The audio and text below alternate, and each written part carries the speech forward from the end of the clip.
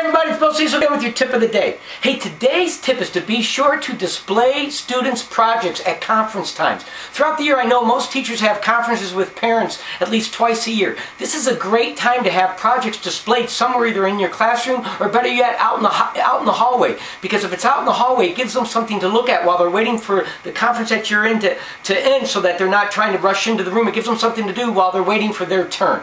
This is a great idea. There's other reasons why I want to display work at conference time for my parents to see, especially projects.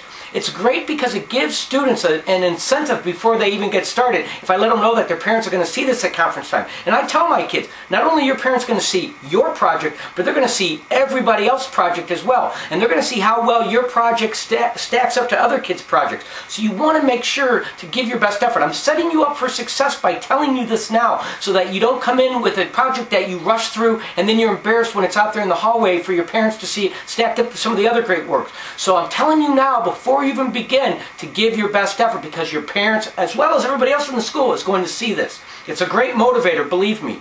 It's also great during the conference if you do want to highlight something to the parents. It's great. It's kind of a way just to have it out there so they kind of see it themselves. How's my kid's work stacking up? So that when you may say to them, you know, I'm afraid your kid doesn't always give their best effort, or they need to give a little bit more attention or time to their work, put a little bit more pride into it.